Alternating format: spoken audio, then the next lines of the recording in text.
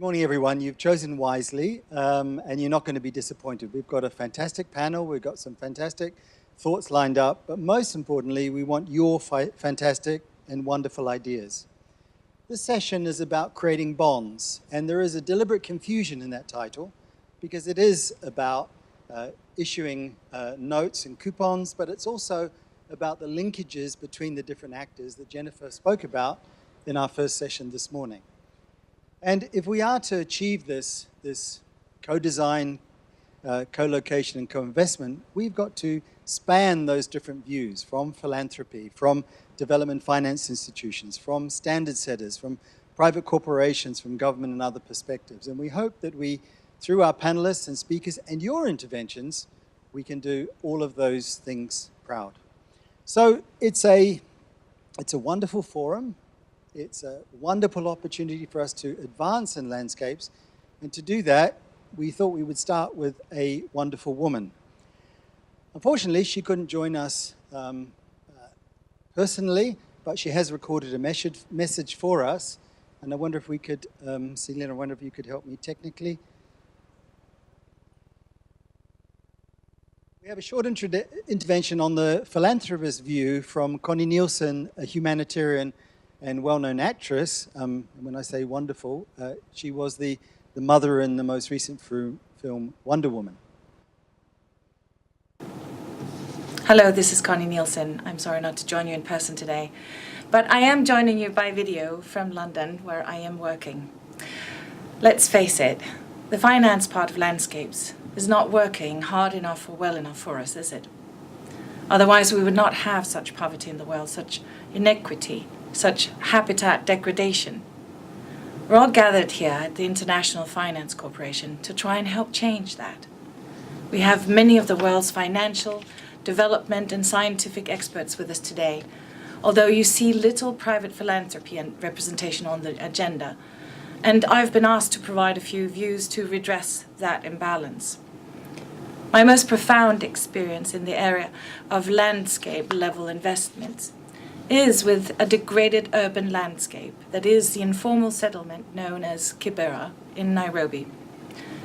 I am often asked what inspired me to get involved with a community project in Kibera.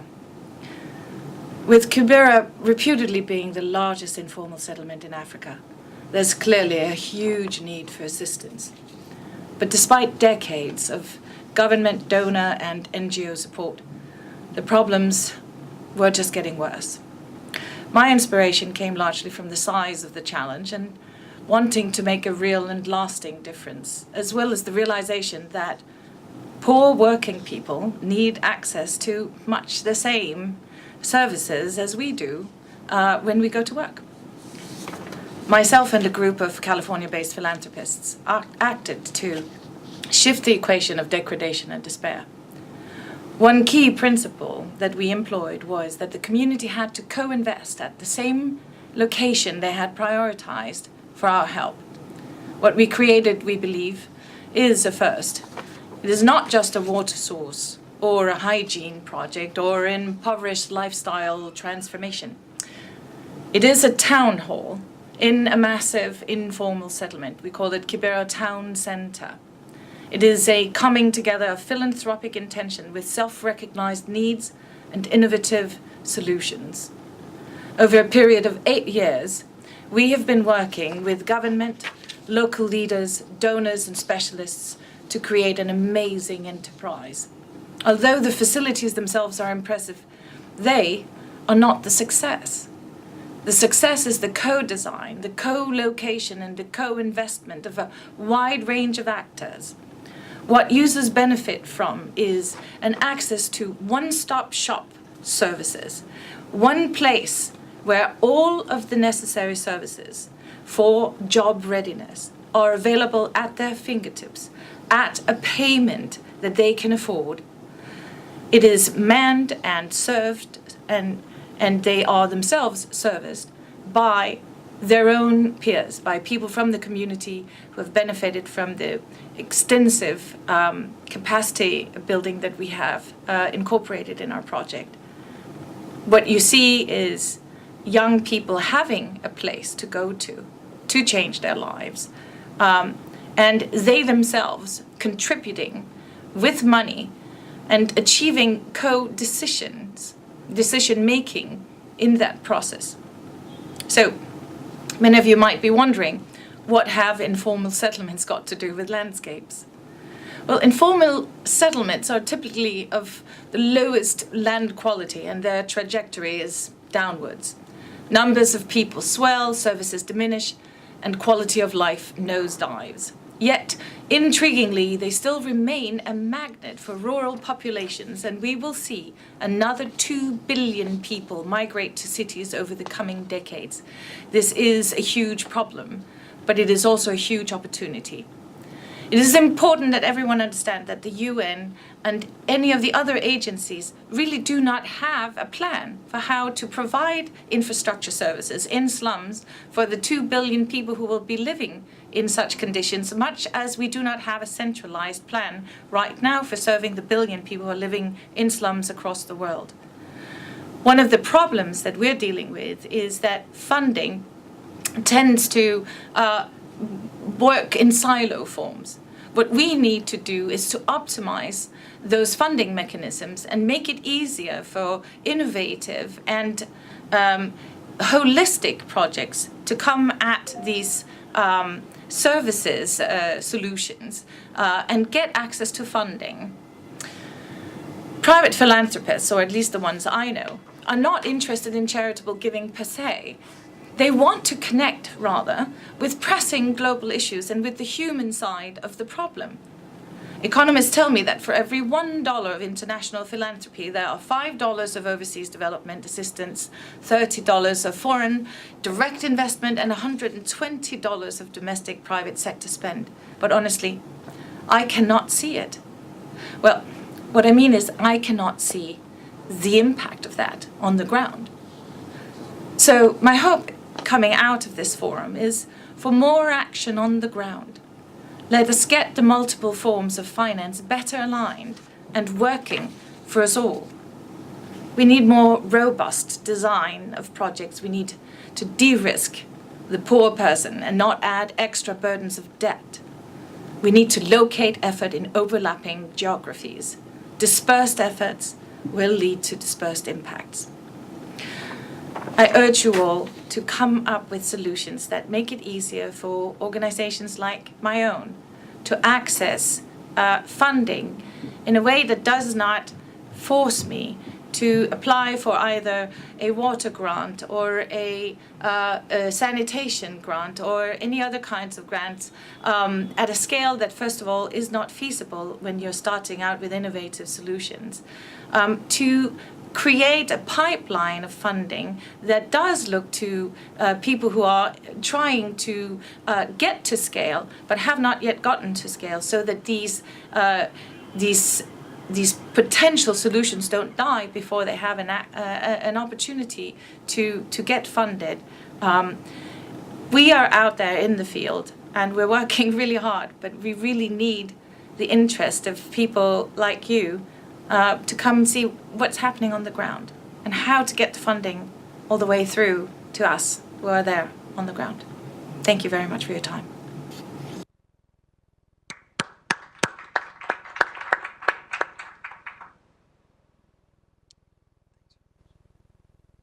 Great, and what a fantastic way to start a forum with that philanthropic point of view. And we want to connect that now to the private sector, the development finance, the standard setting, and the government projects that we've seen emerging around the world in creating these bonds, both the instruments and the linkages between people.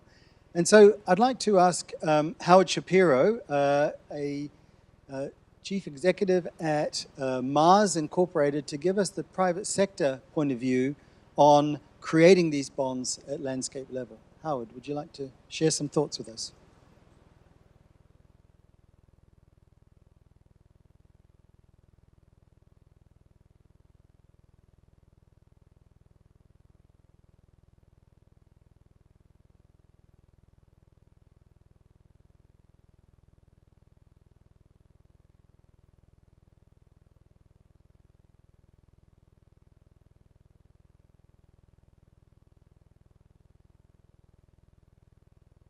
I'm not sure if you all know, but a crew of 5 people who are professional tree planters or semi-professional can plant 25,000 trees a week. That's 100,000 trees a month. That's 1.2 million a year. So how many hectares do you all want to restore? It's really just a numbers game, isn't it? Isn't that what it really comes down to? How much do you want to restore? Let's hold away for a second. Let's not cut any more down. But so the notion of restoration is only numbers. Build the nurseries, train the people. If one crew can do 1.2 million trees a year, how many people do we have unemployed in the rural sector that could become tree planters, that could replant the landscape? And even if we suggest that only 25 or 30% of those trees will survive, do it again the next year, and do it again the next year, and do it again the next year. And all of a sudden, most of this land that we have, which is unusable for multiple reasons, become usable. So for me, this is called a change of theory, not a theory of change. Because essentially what we've been doing is sitting on the same pile of thoughts for the last 15 or 20 years. We talk about the arc of habitat loss. We talk about inequality in supply chains. We talk about illegality and irresponsibility. We talk about reforestation. The private sector receives a lot of the brunt of that because we're responsible for it. You know, take cacao, the reason why there's only 6% of the forest left in Cote d'Ivoire is because the chocolate market has grown potentially over the last 10 years to new heights, and the government wants to have a big asset to sell on the open market, and we're willing to buy it. So we've deforested the entire country, essentially. 6% of forest left. But how do you measure yourself? Isn't that the question? How do you measure yourself in working on the landscape and working on building bonds? And I appreciate Tony mentioning the word uncommon collaborators, because that's what I've been trying to do for the last decades of time. People who never worked together before, put them together and essentially force them to work together because there's benefit for each other. And I would invite you to look at a different topic called the African Orphan Crops Consortium. ICRAF has a beautiful website. The University of California, Davis has one. We have one at Mars. But just look at the slide of the people who are working together. And you'll be astounded that there's any common ground that any of these people could think about to work on nutrition. But coming back to the bonds, I think there's only 5 criteria for measuring. Most certification systems or measurement systems have 100, 120, 140 things. Nobody measures those things well. It's an impossibility. And who as a small farmer could possibly ever live up to those tick boxes? So 5 things to think about, and 5 things only. Productivity, profitability, environmental stewardship, good government, solid management, and social inclusion. If you measure those 5 things, you've done the whole game. Skip all the other stuff. Don't waste your time with it. Take the money you pay for certification and put it back into the field, or buy bonds, or build bond systems. Imagine how much is spent on certification with little result except a semi-socially acceptable stamp on your package. If you would take all those, I think probably by now, billions of dollars and invest it in doing the right thing based on productivity, profitability, environmental stewardship, good government, solid management, and social inclusion, much of what you're talking about would be over. So then there's the whole thing about architecture of deals. And we had a wonderful conversation that Tony and I had to have reinterpreted at 9 o'clock last night because we didn't understand it all. But we need to understand what change of theory means, because the language that we've been using for so long seems stale to me. We need to have this ag performance system, and it must be driven by science. I asked someone recently a question, and they said, I just seem to know it. And I said, well, I actually have an N of 1,000 references for this point. So feeling and knowing are very different things. So what that does, it allows us to have observed change and induced change. Change of context and change of policy. 2 more quick things. The price of carbon.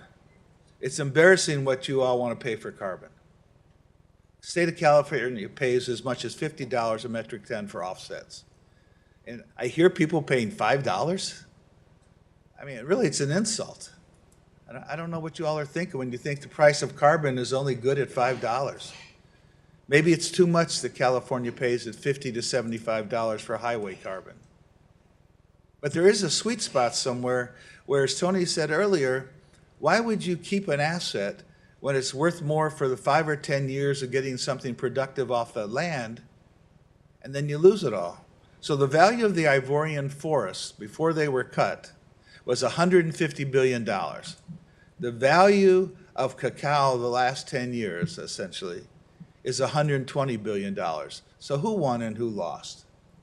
And then the last thing I'd like to tell you, which I'm going to steal from Tony since he didn't use the line today, there are 201 causal factors for heart disease, 201.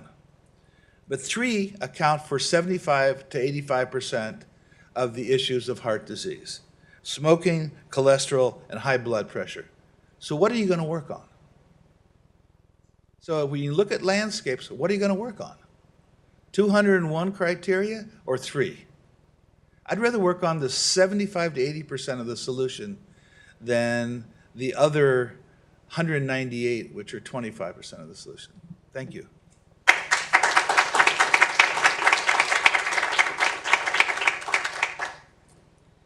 Thanks very much indeed, Howard. So we've heard from philanthropist view, we've heard the private sector view. So let's hear from a developing finance institution, the World Bank, and we have Tracy Johns here to give us some thoughts about how development finance instruments, particularly in the climate area, can contribute to these creating bonds at landscape level. Tracy. Thanks, Tony. I'd like to circle back to some of the statements in the plenary this morning, and particularly one that I think Tony mentioned, about this idea of, and I think it goes well with the theme of this session, creating bonds, this idea of co-design, co-location, and co-investing. I think that really is, there's so much good work going on out there, and from the position of the World Bank and the fund that I represent, the Forest Carbon Partnership Facility, we see so many actors doing great things in landscapes. But we also see what Connie noted in her video presentation. You're not seeing the full benefit of these different types of investment in actors investing and creating activities in similar landscapes. The work that I focus on at the World Bank is with a fund called the Forest Carbon Partnership Facility, which is a climate finance facility that provides capacity building to countries developing landscape level REDD+ and sustainable landscape programs, and then provides results-based climate finance to pay for results when emissions are reduced from the forest and land sector.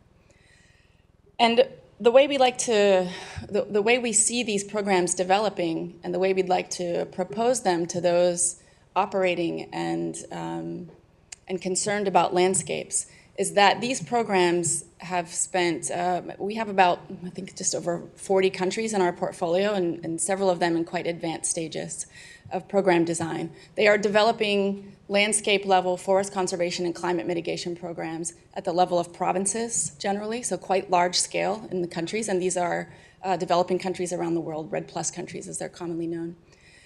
They're developing these landscape level programs where they have designed monitoring systems that can capture the changes in the landscape and the impacts of activities on forests. They've done extensive work on understanding the drivers of forest loss and deforestation in the areas where they intend to work.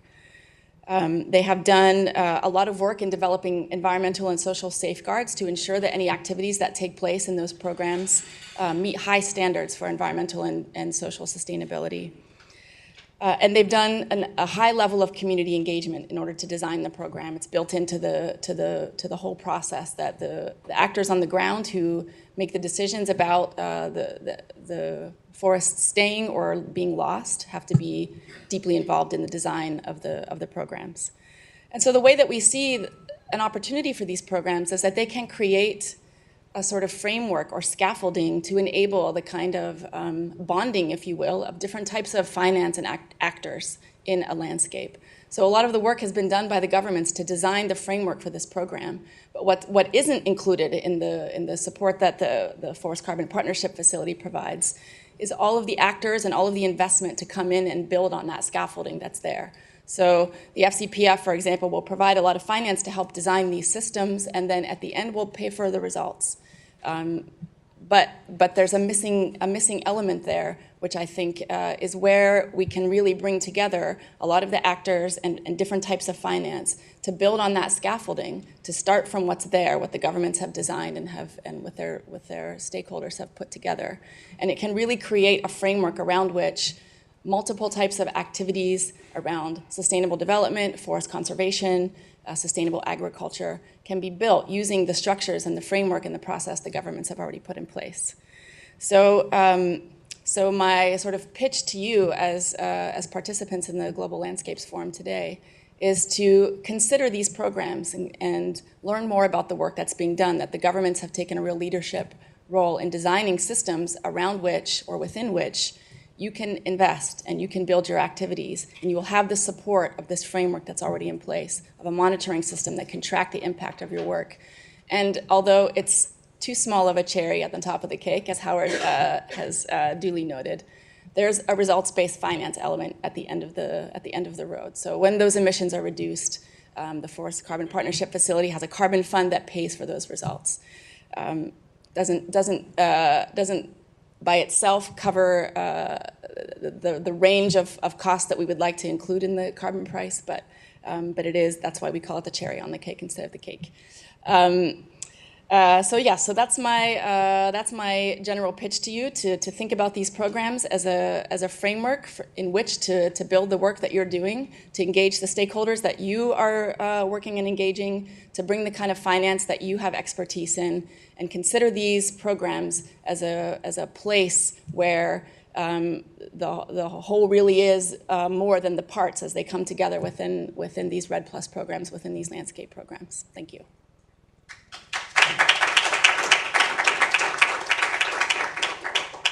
Great, thanks very much, Tracy. And two very powerful points there. Firstly, the need to create a scaffold, a framework.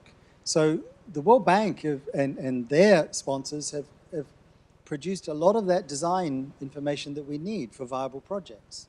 And I think the offer from FCPF and other climate initiatives is get on the back of that. Use all of those design principles in the projects that you're going to be seeking to make profitable as well.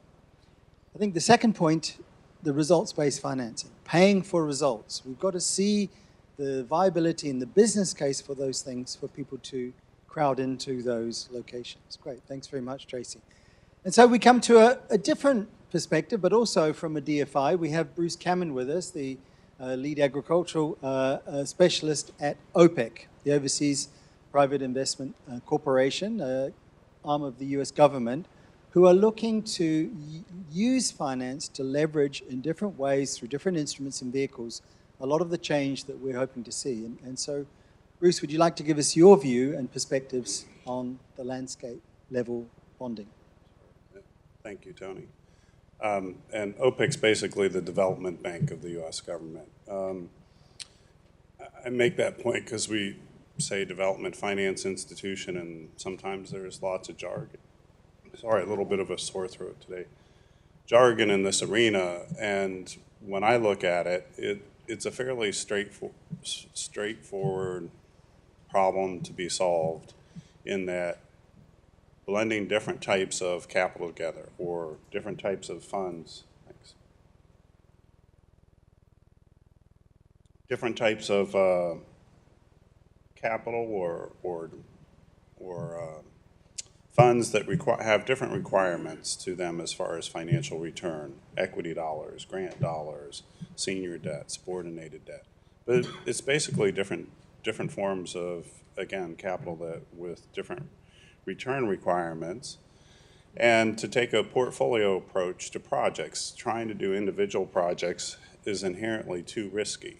If you work through a finance vehicle that allows you to support 20 projects or 15 projects or 10 projects, and perhaps across different countries. It offers the opportunity, one, to reduce the risk to exposure to any one project, but it also creates more of a learning opportunity to see what works in certain settings.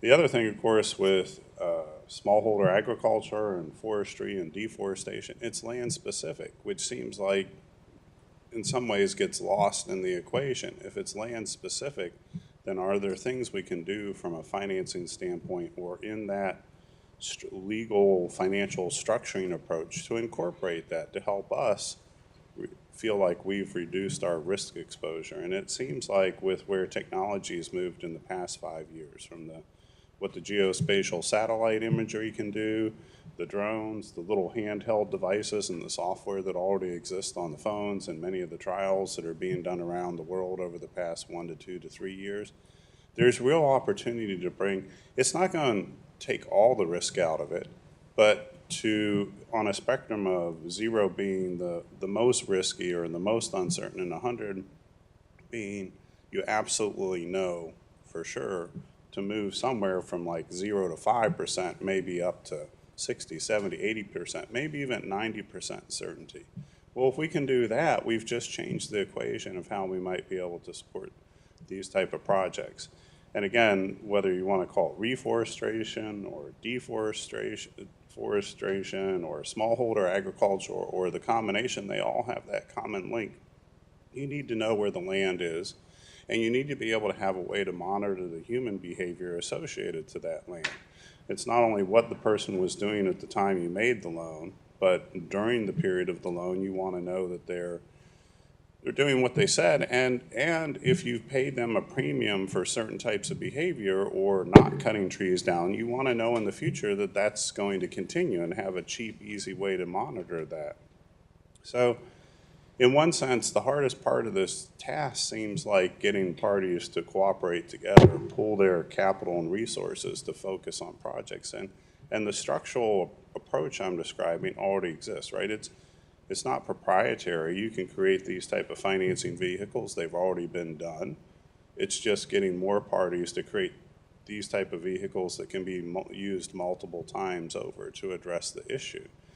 The last thing I would add is a few years ago, I participated in something called the food chain reaction game. And I guess that's what really snapped me to attention, because it basically projected out for the next 15 or 20 years in 5-year increments, had different teams set up, and it basically threw scenarios, dramatic climate change and mass movement of peoples and wars and political unrest. And all of a sudden you realize, like, even with institutions that deal in these arenas and private corporations, how hard it is to change the senior level thinking, like, hey, it's fine that you've been doing it this way for the past year or two, but the speed at which change is occurring in the world and the climatic events is happening so much faster than before that somehow we collectively have to come up with solutions, and we have to do it a lot faster than we've been doing over the past 20 or 30 years. So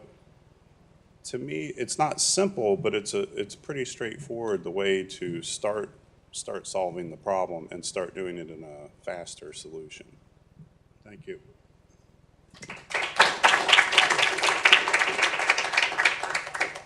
Great, thanks very much, Bruce. And we finish off with Christine Negra, who works for Versant Divisions and is also an advisor to the Climate Bonds Initiative, to give us the perspective on standards and how we're going to approach these from the land use and agricultural side. Christine. Good morning, everyone, and thank you, Tony. So as Tony mentioned, for the last several years, I've been working as a consultant to the Climate Bonds Initiative. And who is familiar with CBI? Okay, so I know they get out and do a lot of talks and engage with a lot of people around the world. They also do a lot of things in addition to the standard setting work, which I'll say a few things about. But just to flag for you, they also do regular market studies and other pieces of work. And I do encourage people to go check out their website and the resources and the blogs, because it's actually, they do quite a good job on that information sharing point of view. And so even if you're not someone who needs to get down in the weeds on the actual standards and the criteria, I think it's really a nice way to just sort of keep tabs on what's going on. on in the bond space. Now, I should, of course, emphasize it's all in the name of the organization, which is an NGO based in London. It's Climate Bonds Initiative, so they've got a mandate that is specifically focused on climate-related issues, so mitigation, adaptation, and resilience, and even the adaptation and resilience got stapled on, I think, a bit a few years after they'd already got started, where they really initiated their work in this renewable energy, low-carbon transport space. So this move into agriculture, forestry, and marine systems, which is the arena that I've been helping them in, kicked off several years ago. And I think, like anyone who's working in the land use space or landscapes issues, there's been a learning curve. So I think everyone can nod their head and say, yeah, from where you started in this area and thought where you were going to be able to get to go, it's probably pretty different once you really dug into the issues, and that's certainly been the case, and I'm happy to, in the Q&A, to share some of those. But let me just sort of give you some key points about CBI and the work that it's been doing. So what's the purpose? What is it really trying to do by setting kind of a global standard and then sectoral criteria within that is really trying to push a couple of things. One, obviously, is what is the green credibility? What's the environmental credibility of a particular bond if it's got that CBI certification? And another big piece of it in the bond space is transparency. So in many cases, there's transparency around financial dimensions, but those non-financial impacts can be quite invisible, even in some cases for bonds that have positive environmental impacts. And so having a standard that really pulls that transparency piece forward is part of a much larger vision of where the bond market needs to go. Okay, so I think everybody knows a bond, it's about a specified use of proceeds and that generates adequate revenue, and that can be refinance, it could be new projects, whatever it is, but this is not a carbon offset situation in most cases. This is really, we're trying to have a commercial flow of finance into an investment that then generates revenue and gets repaid, and that's just important to be aware. What is a bond? Where does it fit into this landscape of finance approaches that focuses on sustainable landscapes? So as I mentioned, the eligibility, these criteria are really meant to say, if you want to issue a bond and you want to come to market with a label on it that says certified by CBI, here's what you have to do. And so it's these fairly elaborated criteria that specify this is the scope, if you're doing this kind of thing, that's in scope, this kind of thing is not in scope, and these are the kinds of ways that you can use those investments, and it can be quite elaborate, and I think that's part of our learning curve in developing these criteria. There's just a lot of details. So one of the really big challenges in setting sectoral criteria is, as everyone in the room knows, heterogeneity in forest systems and agricultural systems really is one of those places where I think the panel this morning, Joyce and others kind of pointed to this, we're trying to sort of make these linkages between sustainable landscapes and capital markets, and this experience of trying to set standards for bonds has really shown us where there's a lot of disconnects. It's not really easy to take the kinds of issues that the technical folks on our technical working group that help guide the criteria, that they are deeply familiar about where the big needs and opportunities and risks are,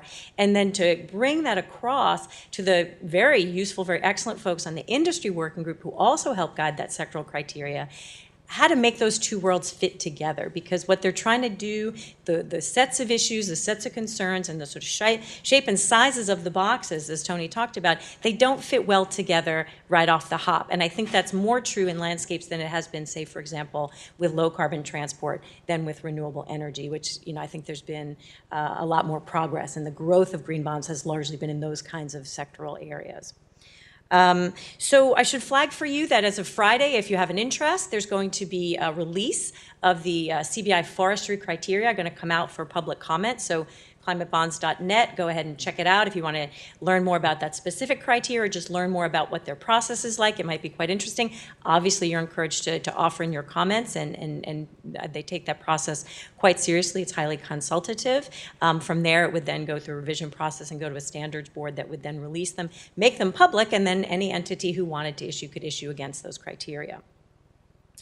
I should mention there's a couple main pieces in those criteria. It's mitigation, and so if we're talking about forestry, of course, we're interested in things like carbon, and we're interested in criteria that makes sure there's no net loss of high carbon stock areas, natural areas, and so on. But there really is quite a lot of detail. It might be quite interesting to take a look, and you may have some comments on that. There's also a whole checklist regarding adaptation and resilience dimensions, and again, this is an area where the complexity is really the challenge. There's so many different pieces that you want to attend to, and we were thinking about a global criteria and all the kinds of, in this case, forestry types of investments that could happen, and the scale and the scope and the location, the types of species and their objectives. They're so varied that to try to set a universal criteria is a challenge. And at the same time, you don't want to set a criteria that is so burdensome, requires so much monitoring and additional costs that there's no certified bond volume. So that is the constant tension. I think it's a really useful tension because it forces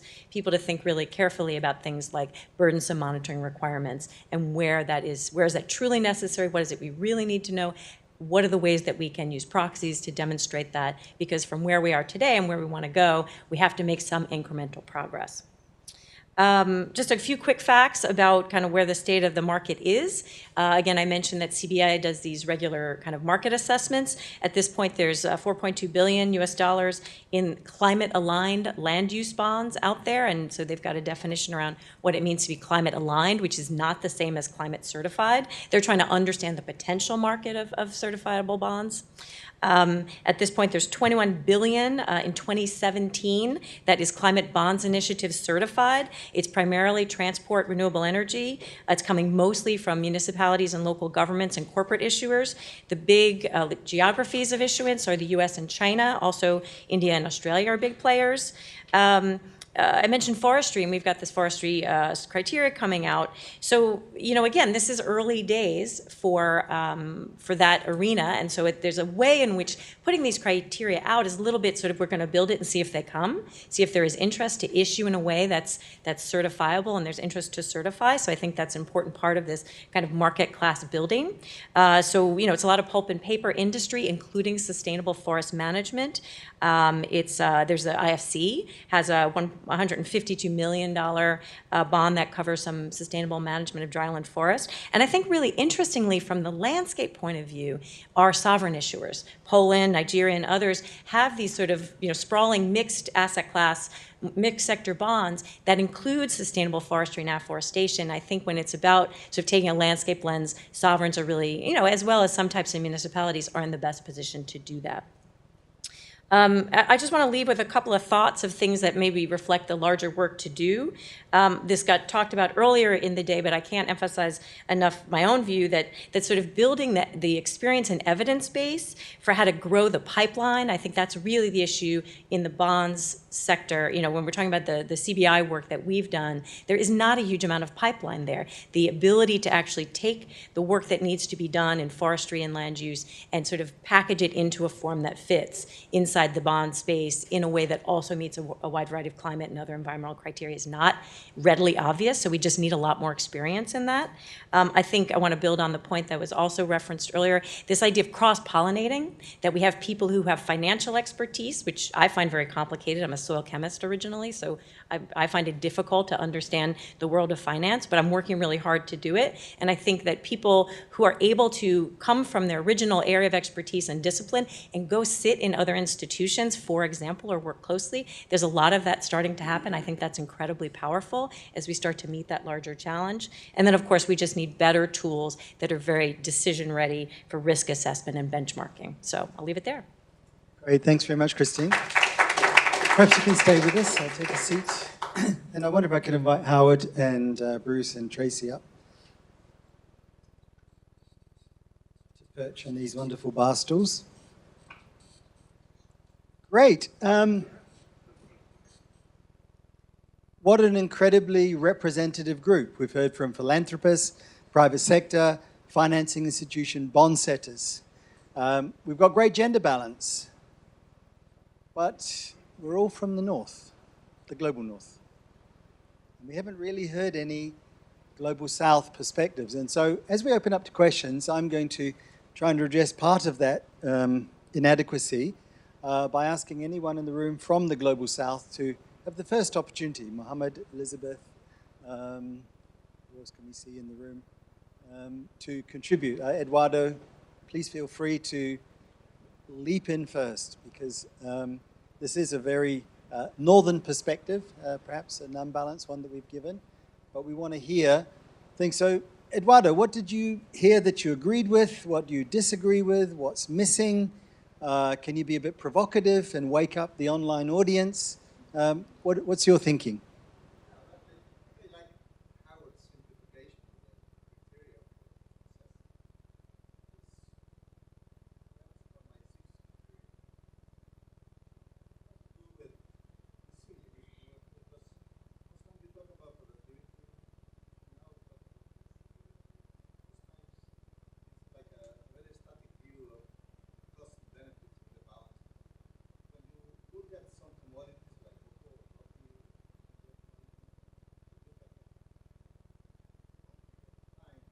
Variability in prices, for example, is a critical issue.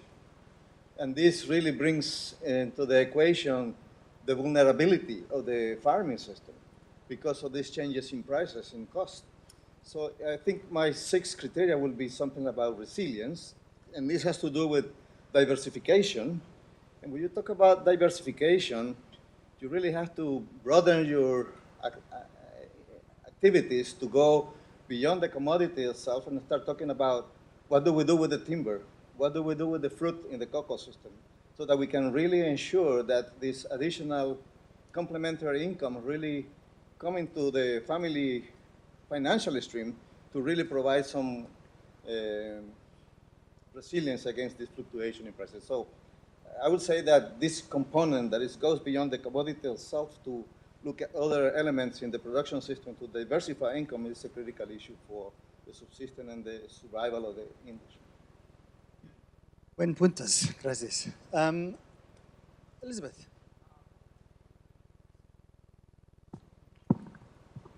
Couple of sort of thoughts as we were speaking, and you know, I'm from the South, but I've been out so long that don't sort of take me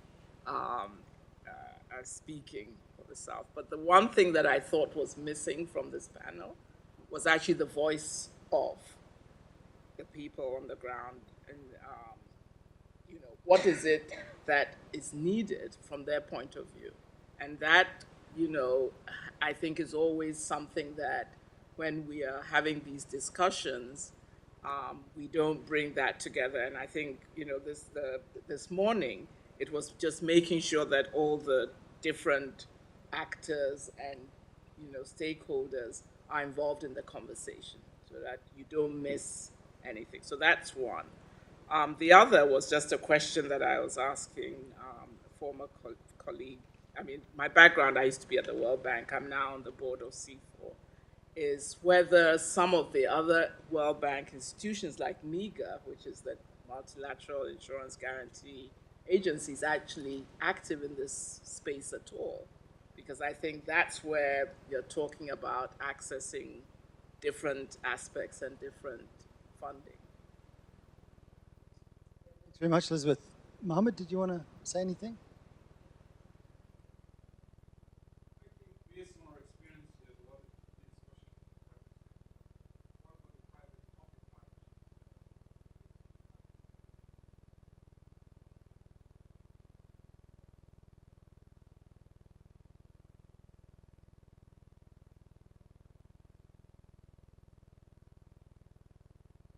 Great, thanks very much. And yeah, just a reminder to everyone, if you could use your microphones that are on the tables, they're cordless, you can drag them around so we get a bit of a... Would you like to come to talk?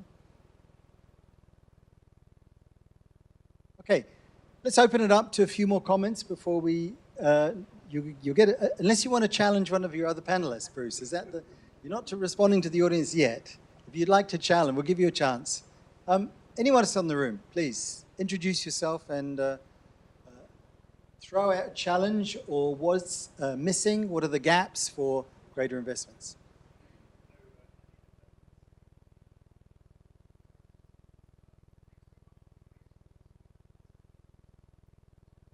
Bonds. So I was interested in that. I got quite a bit of information from the last speaker, thank you very much. But what in your view makes bonds as a financial instrument stand out from other types of investments into forests, into sustainable forest management? What is good about them? What is less good about them? How can they be used best? And what areas are they not so good at? Thank you. Great, let's take one more and we'll have a second round of discussion. it was so clear. It's all clear, you know what has to be done. There's nothing missing. That's the conclusion. Right, okay, so ×2, we've received that. Anything else? That's it? Sorry, John. Hi. Introduce yourself, please. John Lewis, once upon a time at AID, and since then with a company in San Francisco called Terra Global Capital. But I heard a lot downstairs about the ways in which, and I know, those of you who know me know that I know nothing about computers and software, even though that's the principal output of our company. But they talk about blockchain transparencies and other softwares as a way of identifying on-the-ground participants who have different constraints and different subcontractual relationships in an overall watershed approach, because you can maximize the green output, whether it be climate-smart agriculture or forest carbon, through a watershed approach. It's all about the water. It's all about sponging the water through microbials and organic approaches, and you add all that up and you have something that's more financially interesting. And what's been tried now in this country, including the Chesapeake Bay watershed that we're right now in, although it's still a mess, is this kind of transparency. So each of the land managers, can't really say landowner in enough southern developing country situations, unfortunately, but they know where they stand and what's happening, and it's about the information system. And then we find, and this every time climate change gets taken off the agenda here in Washington, the action seems to move to New York, and we find in New York, the interest is not so much in these financial instruments of return for traditional investors. It's how can they get into this software space and do a startup and be what they call the new Facebook of land use information systems. That's where they see the money. They don't see it in, even if it's an OPIC or an IFC guaranteed or DCA, USA DCA investment per se.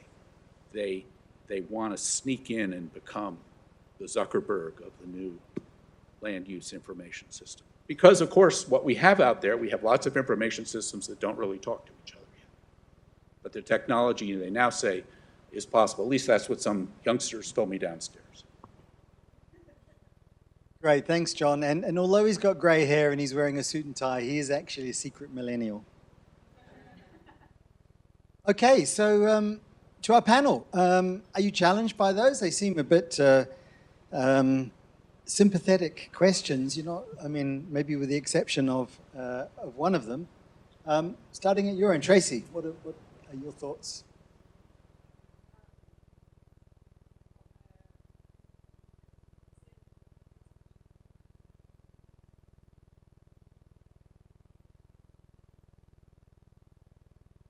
Green light. I would deflect the first question to those with more expertise in that area than myself, maybe also including some of my colleagues from the IFC who are here, who might have some interesting points to make about that.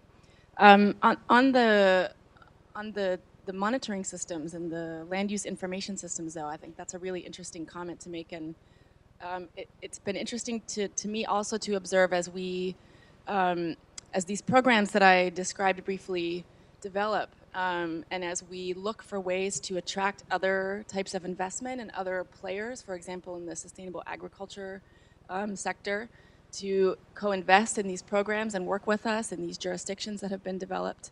One of the key elements that companies are finding attractive and interesting are these monitoring, reporting, and verification systems that the governments are developing. So, you know, we sort of thought that there were other pieces of the program that would be more interesting to them. The work that has been done on environmental and social safeguards, some of the other, all of the deep work on understanding the drivers of deforestation. But it's really these monitoring systems that seem to be really attractive to, and it's a sort of touch point for exploring opportunities for collaboration. And in a couple of the country programs, particularly for the moment in Ghana and Cote d'Ivoire, for example, in the cocoa sector, we have some initial explorations of ways to use these MRV systems as a multi-use platform where companies who are collecting some of their own data around their impacts on forests and who have made commitments around forests can work together with the government in sort of co-design of these monitoring systems so that they meet multiple needs, and so that we're able to, by creating a platform where there are multiple users potentially using them, attract new types of technology and new technology partners as well. It becomes a lot more interesting to a technology partner when you have not just the World Bank and the government, but also the private sector looking to participate, to co-design these systems, to invest in them as well.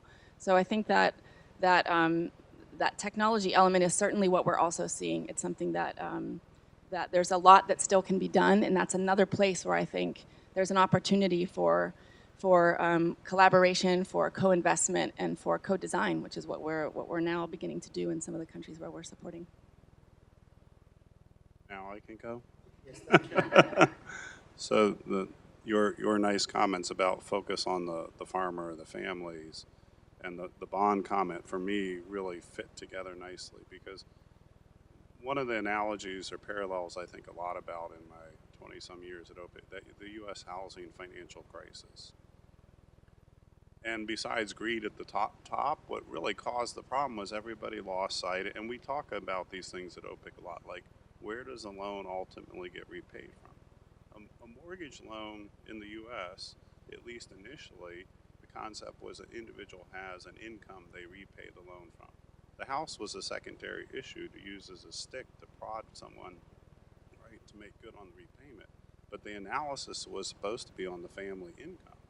Problem with the equation is everybody started thinking of housing prices inflating and started to think of it as a collateral loan as opposed to the fundamental issue of where is a family's income headed. Right? Those two fundamentals screwed up the whole thing when the U.S. economy started to go sideways because people lost sight of what's underneath.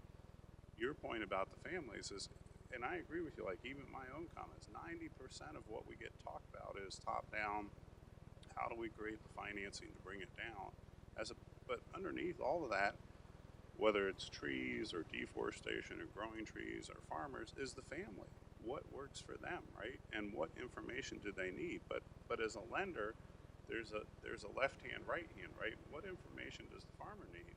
But what information do I need to feel comfortable that the farmer will do what they say they're going to do, that they will perform the way they say, and that they actually farm the piece of dirt that they say they farm?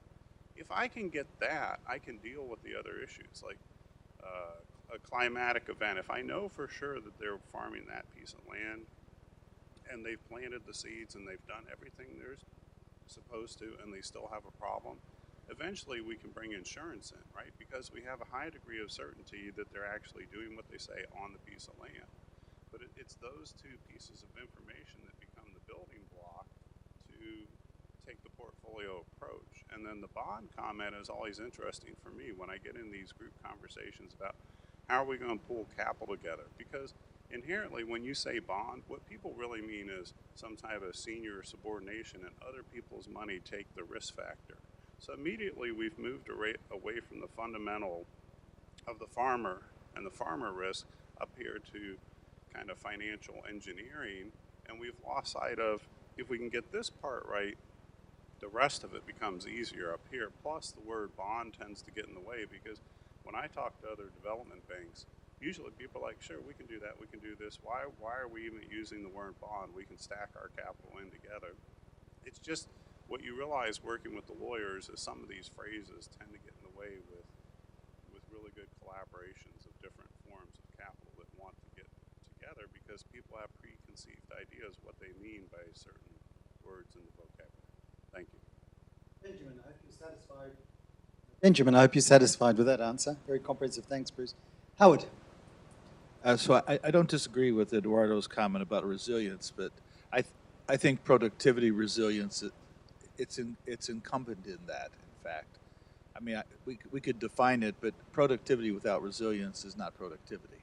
So I mean, it's wordsmithing, but I think our point is between us that it's a small number of criteria which answers Bruce's question. It's not pages of documents. I'm a gene jockey at heart, a molecular biologist and geneticist, plant person. And when someone says heterozygosity, which is when you do a genome that is heterozygotic, it's very hard to put together. So you sequence a genome, then you have to assemble it and annotate it.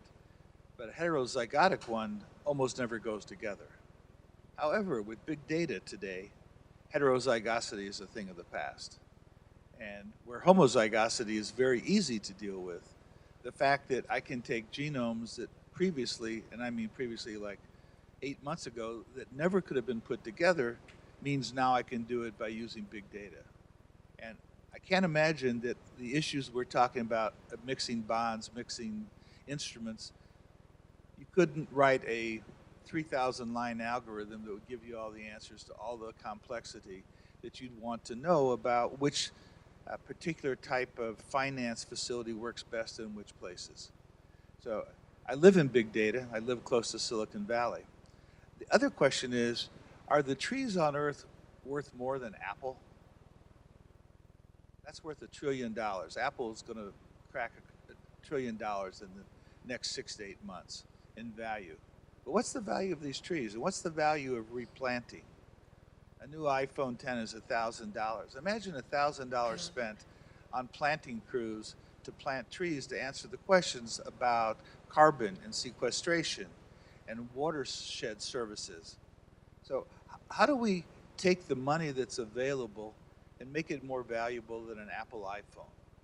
Or something that is obvious to me is not a critical criteria to developing a rural sector, which has been abandoned largely by inequality in supply chains. Because there was something they had that we wanted, and so we bought it from them. And in doing that, we caused, in many places, environmental chaos. We still do. We haven't learned our lessons.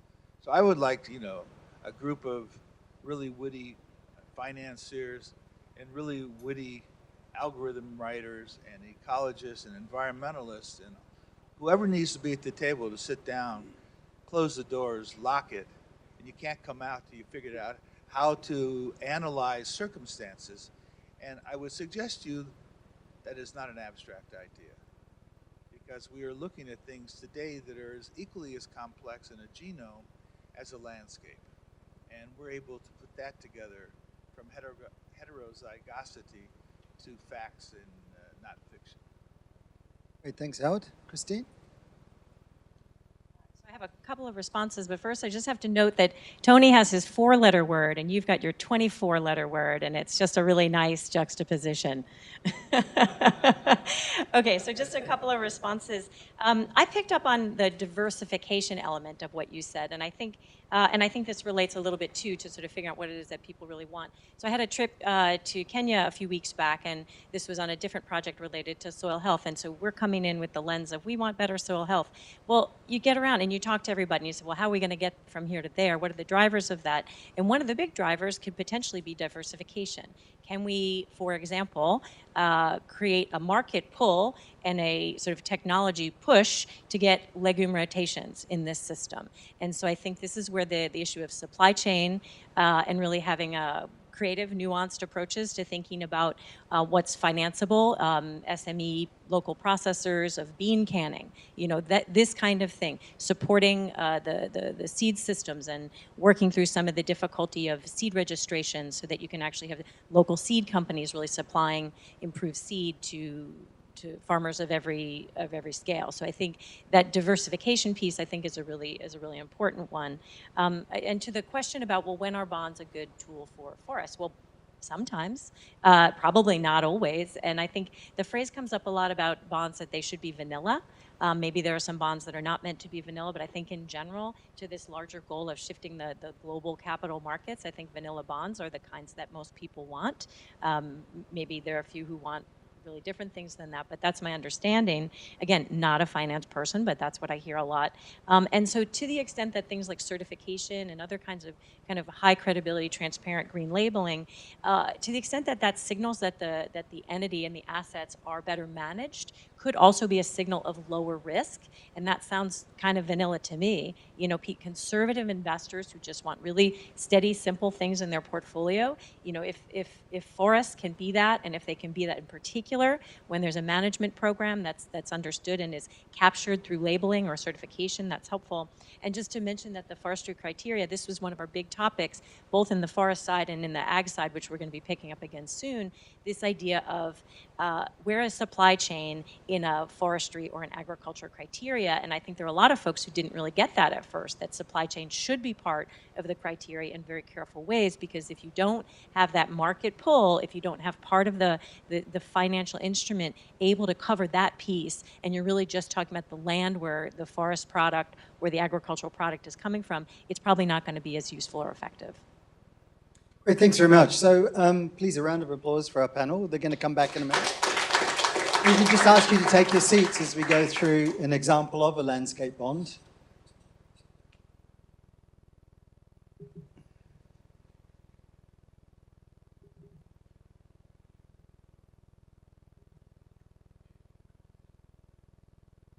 Okay, we'd like to run through quickly a case study on a particular landscape bond. How many have heard of the Tropical Landscape Finance Facility? Oh, wow. What an informed audience. What does it do? Actually, there's a clue in the title. It's focused only on Indonesia. Okay, so it chose one jurisdiction to work with, and it chose private capital in sight of the government, but not controlled by the government. And that was a key aspect to its design. It has 5 partners: ADM Capital, ADM Capital Foundation, BNP Paribas, the World Agroforestry Center, ICRAF, and UN Environment. And it's a $1 billion facility. The first project, Project Pangolin, was launched in February of this year. It's a $95 million 15-year loan for sustainable rubber in Indonesia. Underpinning it, it has a $45 million guarantee, which I believe is the second largest guarantee to a single project that the US government has given to any individual project. So a key part of putting the finance together for this particular project was scheduling that guarantee underneath it. It's for 90,000 hectares of land set aside for community livelihoods and for conservation within a 400,000 hectare landscape.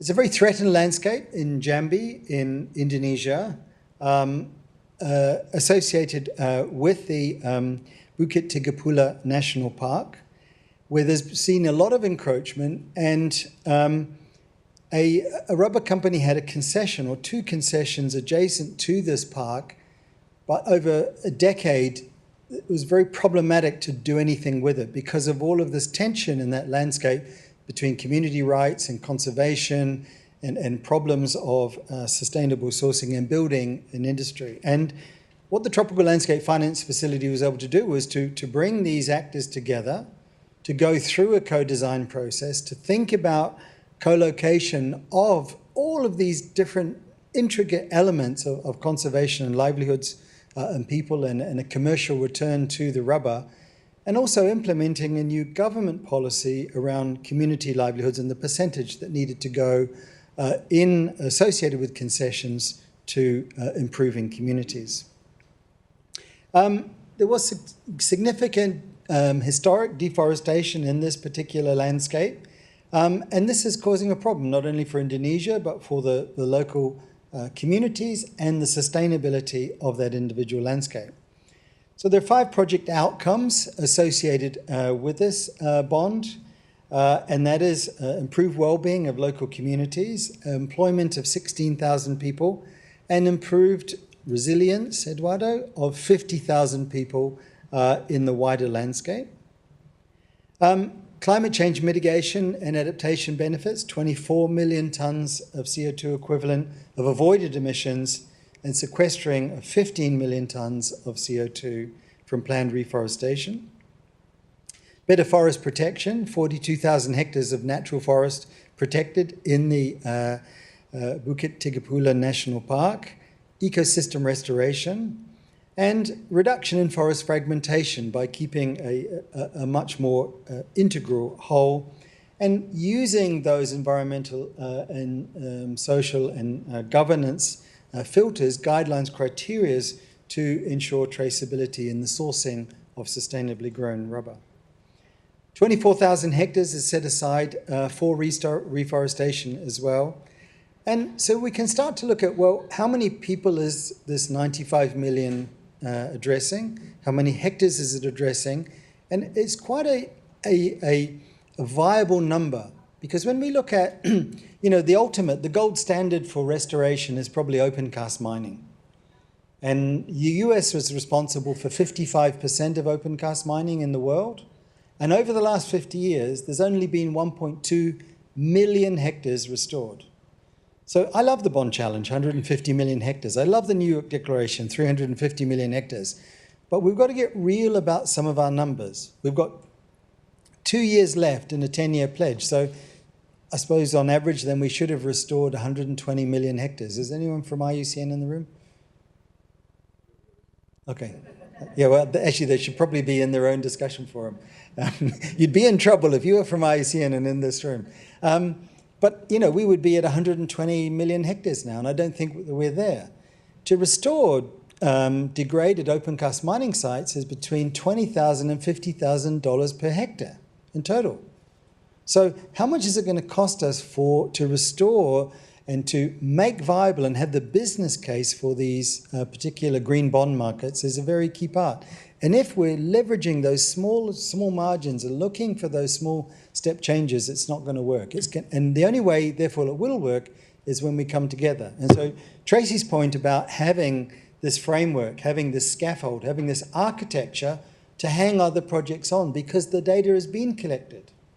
Held throughout a challenge to us on criteria for certification and maybe a divestment away from that to performance systems and performance standards. So, a challenge to a lot of the private sector is you probably have more information than national governments do.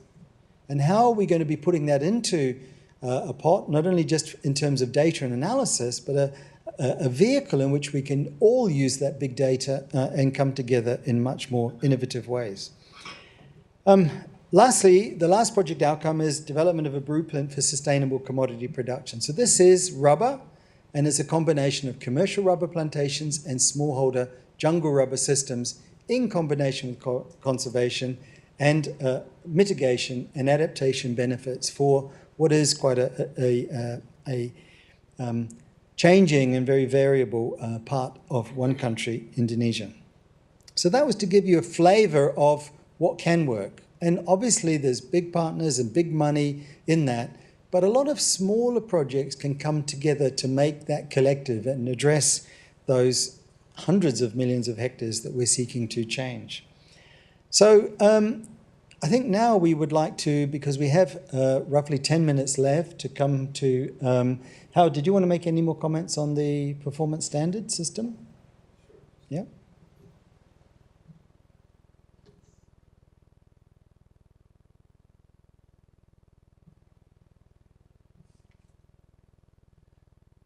I guess the final takeaway is that we know that most systems that we have for analyzing, understanding, verifying, whatever the term is you want to use, are flawed. I mean, they have been flawed for a very long time. They're a business. And unfortunately, the business is to continue to exist the way they are. And the reason we started thinking about the agricultural performance system, we had a meeting at Kew Gardens about this time last year with about 50 participants from all sectors, private industry, the giant food companies, conservation organizations, NGOs, banking, all sorts of groups, was because we didn't know what to do. You can't simply go along with a system that is broken and assume that it's going to give you what you need. Private industry spends a lot of money. I don't know the exact number on what is spent on gross certification around the world in every system, but it's hundreds and hundreds of millions of dollars. So what if that was better spent? And I'm not talking about the other certification agencies have to go away, but what if we spent most of that money better on social inclusion, which is families at the farm level, on good governance and this notion of solid management, on environmental stewardship, which is what Tony was just talking about. We don't need elaborate measurements. Everyone in this room could write down one or two things for each of these standards, and they would be absolutely correct. So we're not inventing something. We're not going and saying, let's run a pilot. There are enough pilots around the world. If we conglomerated them, we'd actually have something. And then profitability. When you have a net loss as a farmer, but that's all you know how to do and you're trapped, that's really not a good standard. And you can certify that a person living in that circumstance. And then productivity resilience. Simple to define, simple to measure. So why not simplify the whole thing in order to give better, what I would call credence to the systems that we're talking about that certify a gargantuan amount of activity, but actually largely miss the point. Thanks, Howard. So I'd like to invite the panel up for a quick closing session. Please, can the panel come? While you're thinking questions in your head, challenges to them. What do you want to see change? What do you want to see them do differently? What are our needs to really get much greater action at the landscape level? Not only in the issuance of bonds, but creating linkages between us to get this co-design, co-location, co-investment working. Open to the floor. So this is the last opportunity to answer questions. We'll take the lady at the back, and we'll take the young lady here, and then we'll take the young lady in the middle from Ghana.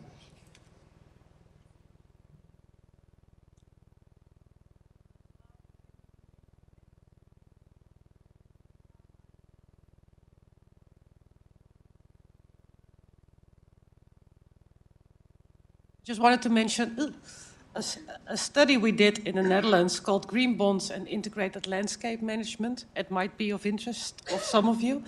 And we are piloting this study not only for the landscapes that you're thinking about, but also for landscapes as cities as a landscape. So we're talking to the city of Rotterdam. Can we use a green bond to make a city more resilient and more sustainable? And maybe we can learn from each other from different cities, from different landscapes. We will also use it for a wetland in the Netherlands, the IJsselmeer, very big wetland. So maybe we can share and learn from how you can use these green bonds for different kinds of landscapes. Great, thanks for a very good advertising piece there. Look how clever that was. Yeah, thanks. My name is Anya Madalinska, and I'm a co-founder of a social enterprise called Agrofloresta Mesoamericana. And my question for you is, I've been hearing a lot about aggregating kind of small initiatives and in terms of making it possible for financing to access them, and overall, for example, for aggregating the impact of all of these different initiatives. So I was wondering what models you maybe have from your work of aggregating, and what vision you have for how we can do this practically better in the future. Great question. Elizabeth? Just to, maybe, given that, the plenary session and having to work together, I mean, each of you sort of talked about what you're doing and what you're thinking. My challenge is, how do you, let's say just the four of you, start now to work together to make this happen, the co-location, the working together, not sort of each of us doing things separately. There's a challenge, and each of you have thrown challenges, but why don't we just start right here? How would you work together to start making that difference? Wow. And I always hesitate to speak. Sorry, could you introduce Oh, I'm yourself, sorry. please? I'm Steve Bailey from IFC. I've been working with Tracy Johns a bit on a new bond idea that the IFC is trying to develop with the FCPF. And I probably shouldn't talk because I'm old enough to know better, and I'm brand new to this space. So I'll speak for all the finance people who don't know anything about forest. But I'll just tell you what I observe, and then I'll ask a quick question. I've worked in a lot of sectors. I've never worked in anything as complicated as this. But we think it's very important because I work for the Climate Business Department, and this is clearly absolutely essential. But we've been trying to build on the initial inaugural bond that was mentioned earlier, the $152 million bond that was done in October 2016, and trying to do something more that can scale. And we recognize, since we do interface with the capital markets, that we have to make it as simple as possible. And we have to make something that can be sustainable and not rely on concessionary government money, because that will just slow us out. And one of the lessons we learned, for example, on the initial bond was that the guys who buy our bonds don't know anything about this space and don't really care. If you know our bond structure, I won't go into the details, but people who buy IFC bonds, we gave them the option to take carbon credits, and they did not know what to do with that. So there is a bit of a disconnect at the top box level about this space. And so part of it is education, and part of it is developing an instrument that will allow them to strip away this optionality and give it to somebody who does know what to do with it. But the other piece that we're focusing on is, we're focused right now not on afforestation, but deforestation. And really the primary source of revenues for deforestation are carbon credits. Our initial bond was used VCUs.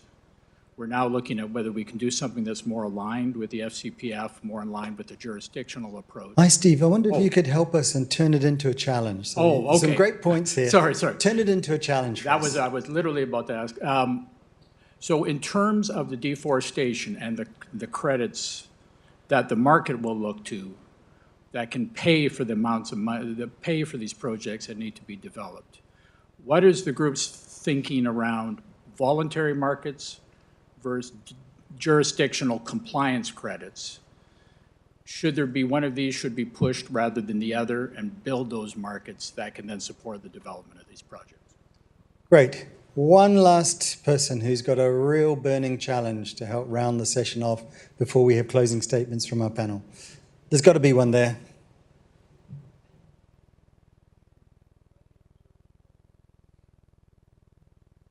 My name is Gerald Perlman, and I'm from Wildlife Works.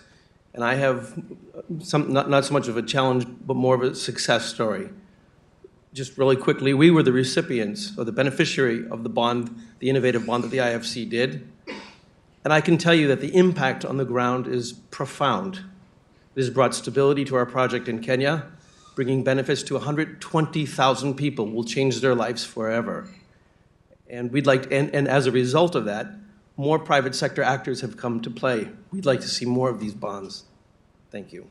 Another great piece of project advertising, thanks. So could we ask the panel to address those challenges, but also to give us your closing thoughts about creating bonds at landscape level? So let's start perhaps at this end, Christine. So to the question from over here about aggregation of, I think, small initiatives, and you asked for an example. So I think one that comes to mind is lenders. So lenders that are offering credit to farmers and other small-scale land managers that have these loan portfolios, and so they're right there at that front line, and the loan criteria that they use can be quite important in determining what kinds of on-farm management is possible. Right? Who gets the money? What do they get it for? And I think shifts in lending criteria can be really important in sort of shifting what are the assets and the sort of underlying opportunities for improved landscape management embedded in those loan portfolios. So again, with the caveat that I'm not a finance person, one idea that I have is that if larger scale lenders can carefully drive more money to those direct lenders in a way where they are sort of offering better terms, but doing that contingent on better tracking of smallholder environmental performance and demonstrating improvement in environmental performance, I think that's one of these entry points that we can be looking at. But I think, you know, those direct lenders need that push, and they need the support from the wider capital market. And probably there's a lot of DFIs here who have experience doing that. I'm not familiar. And just to support that, there's an initiative that we've just been doing a feasibility study on this idea of a new tool, an environmental impact reporting of agriculture, which is really meant to be supportive in that space, right? So something that leverages all the existing good work and data, minimizes any expectation for new monitoring, but tries to support the due diligence and risk management right at that level, so that the visibility of environmental information is more clear and readily there at the decision point. Great, thanks. Howard, sum up 6 decades of your thoughts on this. 37% of the rural children in Africa are stunted. 48% of the rural children under 5 in India are stunted. 7% of the children under age 5 in the United States are stunted. Where's the bonds for nutrition? If we talk about families, we talk about the fundamental structure of what's going to keep a cohesive society together, social inclusion. It has to begin with nutrition. And we can talk all we want about all the other things, protecting bonds, but none of those people will ever sit in this room. They will never have neural tube development that is sufficient to make them participate in this scenario. Something has to be done to fix that. So I don't know how you do bonds for nutrition, but if you really want to try to figure out something, there's an interesting little group called the African Orphan Crops Consortium, which is working to improve 101 fundamental food crops pan-Africa right now, and they have 81 breeding programs going on, specifically to improve nutrition and resilience to climate change. So it's not talking about what we talked about, but if we talk about the foundation of being able to repay these bonds by doing well, then it needs to start with nutrition. Great, and can we come to our soil chemist from OPIC? Just two things. Similar to what CGAP did for microfinance, sort of setting the standards, what if the DFIs and the foundations, the major DFIs and foundations all said, look, over the next 3 years, if you want us to do forestry projects, smallholder farmer projects, anti-deforestation projects, a requirement is in your business and credit process, you have to include some form of geospatial mapping and or actual handheld devices. I think it would dramatically change the equation, right? But the capital dictates what happens. Those with the capital dictate. And if the DFIs all started to see the light and say, hey, that's the only way the equation drastically changes, this has to be a fundamental requirement. And two, Howard said, you know, if you could get the right people in the room together, this is something we say, some of my colleagues at OPIC, you know, it's not only the organizations, it's the right human beings, but if you can get 6 or 8 of the right people in a room for 4 or 8 hours and say, look, we're going to do something, let's draft out the concept. Usually you can walk out the other side and say, okay, now we need to get our senior leadership to buy in, but if you can get those 6 or 8 people to fundamentally agree to the basic outline, generally you can make a deal happen. And some of the better things I've worked on, that's exactly how they've gone. It may take a couple years for them to come to fruition, but usually at the end of the day, where we end up is where that discussion started in that basic outline. Great, thanks, Tracy. And sorry you've got to compete with the other sessions, just who finished early. Sure. I found those to be really interesting and exciting comments and questions. Really gets my mind going, and thank you for those. In terms of the question around models and vision, I think in terms of the work that we're doing, it's pioneering in the sense of this jurisdictional approach and trying to pool resources and pool approaches into one framework. But we already have some really interesting examples in our within the countries that we're working in. For example, one of the countries that I'm supporting directly is Madagascar, which is developing a jurisdictional REDD+ forest conservation program that includes significant agricultural investment, includes a private sector package looking at better sustainable production and zero deforestation, vanilla, cloves, coffee, and other commodities. And it includes climate finance. So the government of Madagascar is really trying to be innovative in bringing resources all into this framework, partly because that's where you begin to see the results, and also partly because in this case, there is a possibility of results-based payment at the end to even add on to some of those other initiatives that even alone represent a very strong case, but together, and with that finance on top, really become quite interesting. I think on the question around the points raised by Stephen, it's not only, I think, so the point you raised about credits, I think, and I think the work that IFC is doing on this is really exciting. I'm glad you mentioned it. I wasn't sure if I could. It's really interesting, and we're very excited about it. But I think there is potential beyond just the credits. I mean, for the case of Madagascar, for example, this sustainable production work that's going on, there's a really interesting possibility of linking the carbon element of it with the sustainable and zero deforestation production element of it, where there's a demand for that as well. So I hope and I think that we may be able to come up with new models that really link these two and provide this opportunity, as was mentioned in the plenary, to tie together the forest conservation and the sustainable production element more closely. And then your question about voluntary versus jurisdictional, I'm so glad you asked that question, because I don't think it has to be either or. Before I came to the World Bank, I'm very proud to say that I worked with Wildlife Works, so I was coming from the voluntary sector. And ultimately, in the end, what you need in these large-scale programs, and I do believe that we have to scale up to that level to have real government engagement and have sustainability in the programs. But in the end, activities that happen are smaller scale. The way that communities engage is at a smaller scale. The way that change happens is at a smaller scale. And you need people and actors on the ground who know how to create those activities, those projects, whatever you want to call them, produce those results on the ground that can aggregate up to something transformational at the landscape scale. So yes, there are technical details that make that look really challenging, voluntary versus jurisdictional compliance. But in the end, I don't think it's either or, and I think we really benefit by finding ways to join those processes. There's a lot to be learned from the project activities, and we need them. Without them, we can't produce the results at the jurisdictional scale.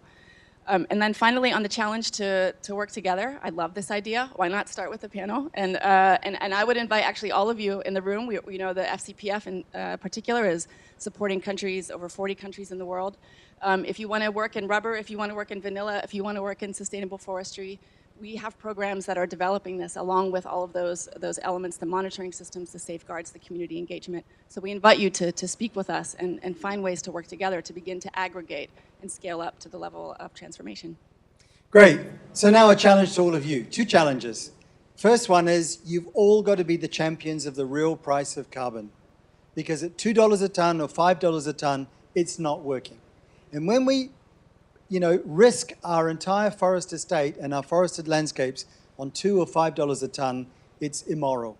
It's like, can you imagine if we went to Vladimir Putin and Venezuela and the Saudi oil princes and said, man, have we got a deal for you? Think about the oil that you're producing. We know that a barrel of oil is 160 liters. We know that it has a specific gravity of 0.85. We know it has 85% carbon content. So therefore, at $2 a ton, if you dig the oil out of the ground, you refine it, you put it in a barrel, and keep it in a warehouse for 100 years, will give you 84 cents. I mean, 84 cents won't even pay for the barrel, the cost of the empty barrel. And that's what we're doing with our forests. So let's push in our projects for those prices closer to $80, $100, $120 a ton. That's what we've got to do. Second challenge to all of us is green accounting. Let's get out there and bring in all of the negative externalities and the positive externalities so we got true accounting. And that will be through that green lens. And lastly, and it was a challenge to the panel, but it's also a challenge back to you. Let's all come together and work at that in a much better way. Co-design, let's share information and ideas. Co-location, if we're dispersed across the landscape, as Connie Nielsen said, we'll have dispersed impacts. And lastly, co-investment. Crowding that finance, leveraging those different forms. And we know, and this is evidence-based, Howard, we know that people that come together at landscape level have more friends. It's true. People that come together at landscape level live longer. It's true. And people that come together at the landscape level enjoy a better love life. And if you don't believe us, just try it and see. Thank you very much, and please give our panel a big round of applause.